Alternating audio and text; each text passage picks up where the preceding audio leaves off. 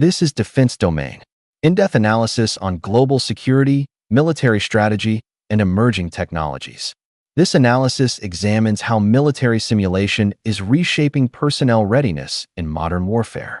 Military simulation has evolved from a supporting tool into a core pillar of combat readiness. What was once used to reduce cost and risk is now central to how forces prepare for war. This shift reflects a deeper transformation in the character of conflict itself. Turning to the scale of this transformation, the global military simulation market exceeded $14 billion in 2025 and is projected to surpass $22 billion by 2034. This growth reflects more than technological adoption. It signals a structural shift in how militaries generate readiness. Turning to why simulation became essential. 3 pressures are driving this transition. First, the nature of war has changed. In the Russia-Ukraine conflict, an estimated 70 to 80% of casualties are caused by drones. At the same time, cyber attacks and electronic warfare operate across multiple domains simultaneously. This creates a multi-domain environment where land, sea, air, cyber, and electromagnetic systems interact in real time. Training for this complexity through live exercises alone is no longer feasible. Second, live training has reached its limits. An F-35 costs between $34,000 and $44,000 per flight hour. An M1A2 Abrams consumes approximately $80,000 per hour in fuel and operational wear. Beyond cost, certain scenarios cannot be replicated safely. Full-scale GPS jamming, cyber attacks on infrastructure, or large-scale electronic warfare. These cannot be executed in live environments without unacceptable risk. Third, the technology has matured. Virtual and augmented reality systems are now affordable. Artificial intelligence can adapt scenarios in real time. Digital twin technology can replicate battlefields with high precision. The United States Joint Simulation Environment trained 820 F-35 pilots and generated more than 4,300 virtual sorties in a single year. This reflects a new level of scale and realism. Turning to the central question, does simulation actually improve combat readiness? The evidence provides a clear but nuanced answer. At the individual level, results are strong. Studies show no statistically significant difference between simulation and live-fire performance in marksmanship. Metrics such as accuracy, reaction time, and error rates remain consistent. This suggests that simulation effectively trains cognitive and procedural aspects of combat. Further research reinforces this finding. A meta-analysis of 65 studies involving more than 6,400 participants found that simulation-trained personnel achieved 20% higher self-efficacy, 14% higher procedural knowledge, and 9% better retention. These are significant gains, particularly in knowledge-based and decision-driven tasks. Turning to medical training, results are even more pronounced. A controlled study found that simulation-based training improved tourniquet placement performance by 36.7%, with results sustained over time.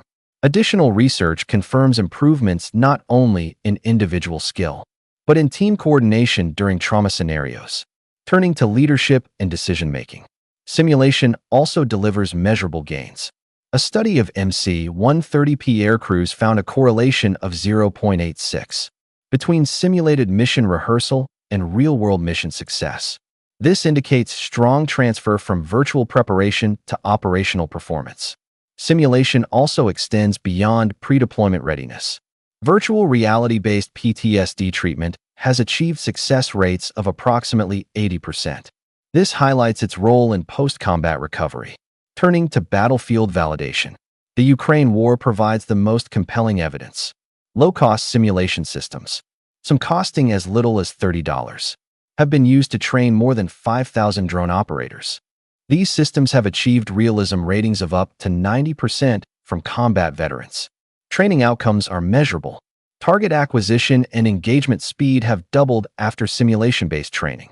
In one NATO exercise in 2025, 10 Ukrainian drone operators rendered a brigade-level force combat ineffective within 12 hours. 17 armored vehicles were neutralized using approximately 30 strikes. This demonstrates the operational impact of simulation-trained personnel. At the alliance level, Integration is expanding.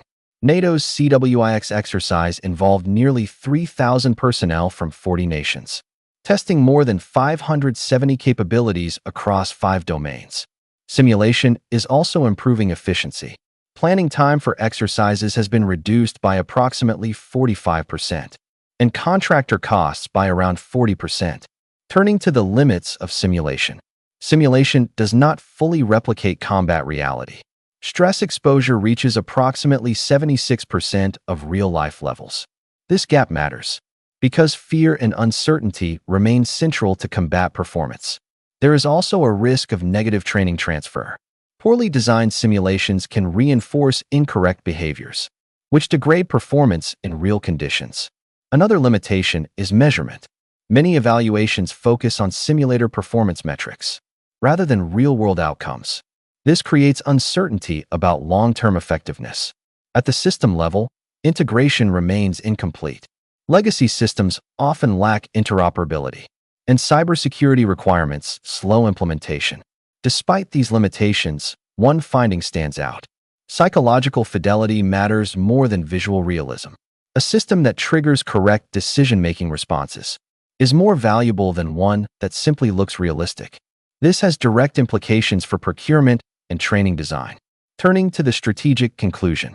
Military simulation is not a standalone solution, but it is a decisive component within an integrated training model. It excels in cognitive skill development, procedural knowledge, medical training, and mission rehearsal. It falls short in replicating fear, physical endurance, and the full friction of combat. The advantage lies in balance. Forces that combine simulation with live training effectively will achieve superior readiness. The key principle is clear. Psychological fidelity drives real training value, not visual sophistication. The Ukraine war provides the clearest demonstration. Simulation-trained drone operators now define battlefield effectiveness.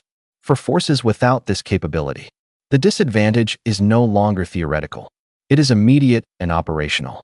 This was a defense domain analysis. For more detailed assessments, visit defensedomain.com. Stay informed. Stay strategic.